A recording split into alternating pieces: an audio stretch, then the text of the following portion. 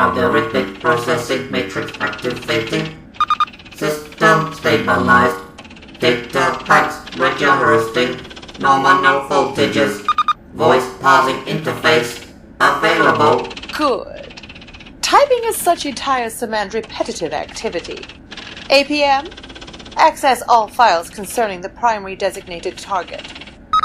Report file encrypted. Please provide passphrase to continue. Hot noodle, chamomile, Stetson, microscopic. Accessing. Primary target designation. Doctor WHeasel. Real name unknown. Occupation. Scientific advisor to Earth Nations Terrestrial and Interplanetary Task Force Initiative, also known as Entity. Place of origin unknown. Possible extraterrestrial heritage unverified. Current location unknown. Last verified sighting St. Kilmore Sanatorium, Northamptonshire, April 1973. That's a whole lot of nothing, APM. 5 years since he was last seen. This assignment just got more complex. List target's standard equipment and capabilities. Doctor WHeasel is known to forego weaponry, although notably possesses mechanical genius and exceptional talent for improvised, advanced, offensive systems. Repeated references to a handheld sonic device configured for nail trimming. Multiple reports also indicate target has access to a personal travel capsule designated a WEZDIS. WEZDIS configuration and abilities unknown, but evidence from the Pottingdale incident indicate high thermal resilience levels. Advanced technological genius. Interesting. Goes some way to explain why this contract is so lucrative. APM, list any common associates. Known associates of primary target include Advick Goose, Brigade Leader Archway Badger, and Dr. Jill Garland of Entity, and Miss Trixie Dixie Bell of the Coconut Bang Bang Club. Odd company. Odd fellow. Right. How could I pick the target out in a crowd? What distinguishing features does he have? Physiognomy indicates a muscular humanoid with a pronounced snout. Noted predilection for antiquarian evening dress and broad-brimmed hats. A hat-wearing, long-snouted fop. Excellent. He'll stand out a mile. Final question, APM. Physical characteristics and physical weaknesses. Dr. WHeasel has displayed moderately enhanced strength and moderate physical resiliency. Unconfirmed, but rumored, exceptional cellular regenerative abilities when subjected to mortal injury. Are you telling me I have accepted a contract to eliminate some creature who cannot actually be killed? Reports are inconclusive. However, secondary evidence strongly suggests Dr. WHeasel is invulnerable and cannot be killed by mundane weaponry. So, I'll be bringing my A game then. Just as well I like a challenge. Exiled from his home world for allegedly sordid crimes against library books, Doctor WHeasel travels the cosmos in his incredible time machine, the WEZDIS. Accompanied by his hapless, dauntless, and often scared witless companion, Advick Goose, he travels throughout eternity, putting right what once went wrong, and hoping that each time that the next... No, sorry, that's Quantum Leap. Look, Dr. WHeasel's the good guy. Okay, that's what's important. But is the immortal Time-Weasel about to come up unexpectedly short in Doctor WHeasel and the Spectres of Cleethorpes, Part 1?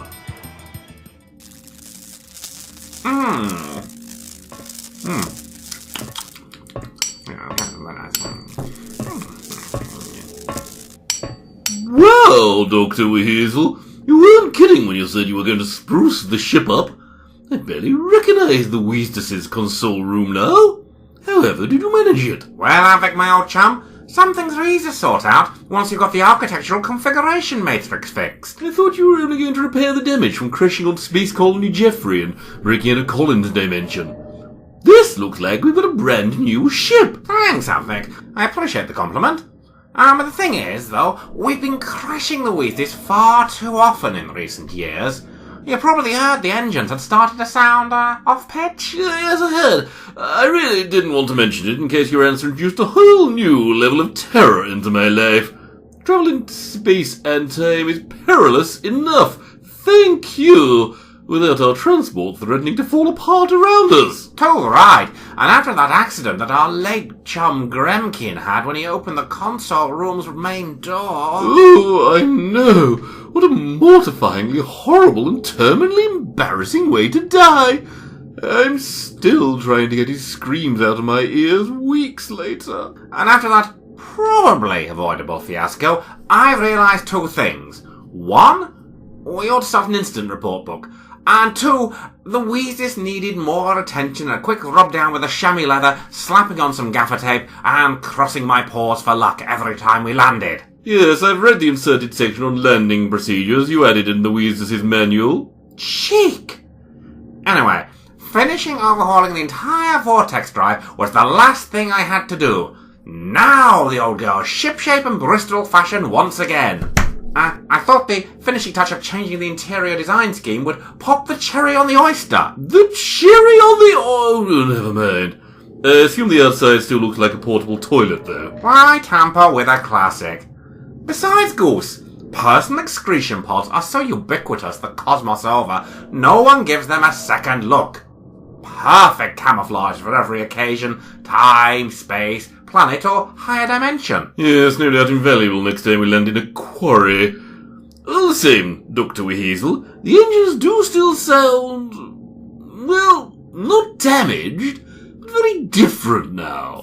Yes. Turns out the Time-Weasel had put a few hundred recalls on the old Type 27 WEZDISes, and, well, I've been working through them all. Now, she's not only repaired, she's better than ever. Her NCAP's rating above 50% now as well. What about that big red button that's got the handwritten label marked Randomizer? You've got to customize your ride, Goose. Who wants the bland factory model? In fact... No!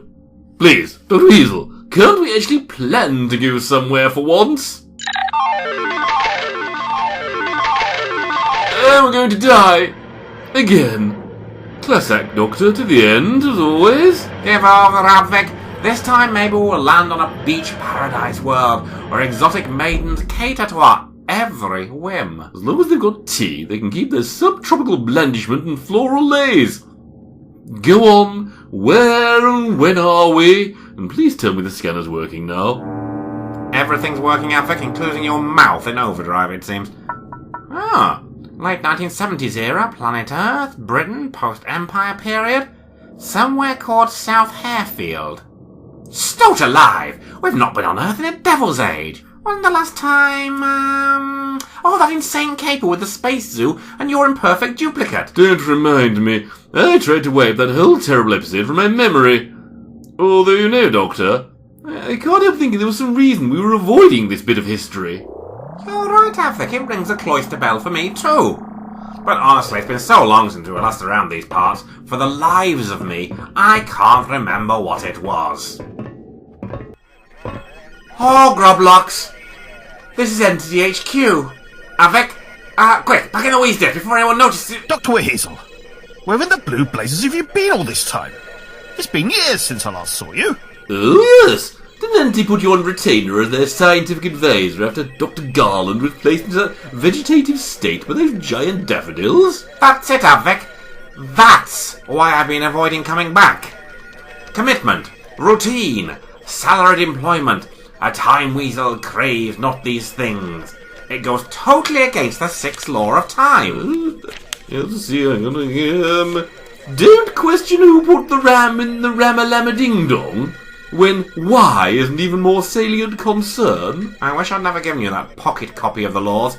The fourth law, then. The prime imperative of the Time-Weasels. Why would the prime imperative of your people be the fourth law of time? Surely it should come first. That's what crime usually means. Oh, sweet, dear, stupid goose, you think in such linear ways.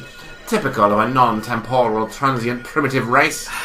Advick, while Dr. WHeasel disappears up his own ego again, would you care to explain to an old soldier what the fourth law of time actually bloody well is? Probably something about getting double time for weekends. I guess this does make more contextual sense. No interfering with the timelines, destinies, or evolution of other races.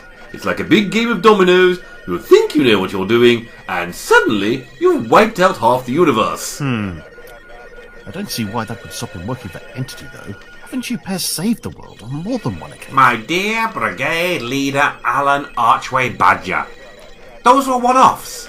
If I hung around saving the world every other week on a regular schedule, on Saturdays maybe, who's to know what long-term effect our actions could have on your species' development? So, avoiding this place was really about avoiding damage to the Earth's timeline. Yeppers. And literally nothing to do with your legendary infinitesimal attention span. Perish the thought.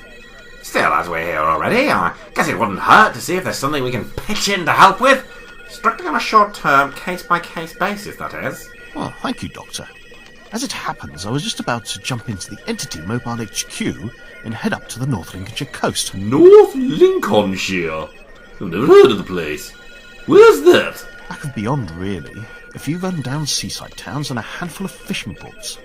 Normally you can safely ignore the place. Politicians normally do. But we've been getting credible reports over the past few days of mysterious lights in the sky. Oh, and, a number of locals getting, well, a bit biting. Okay, sounds simple enough to me. Probably some sort of alien ray or warp drive leakage scrambling people's brains and turning them into flesh-hungry ghouls. I think we can spare you a few days at least, Brigade Leader. Now, to the Entity HQ mobile! It better have a kettle. What is the cause of the mysterious lights in the sky over Lincolnshire? Why are they causing some of the locals to turn into slavering, bestial creatures? And will there be sufficient time for Advick and the Doctor to dine out on some fish and chips? There's only one way to find out, and that's to come back in time for Doctor WHeasel and the Spectres of Cleethorpes, Part 2! Doctor WHeasel is a Weasel Telly Audio Enterprises production featuring Randolph Weaseling as Dr. WHeasel, Quentin Goose as Advick Goose, Joe Scott Darrell as the Assassin of Time, and John Gathercole as the Brigade Leader.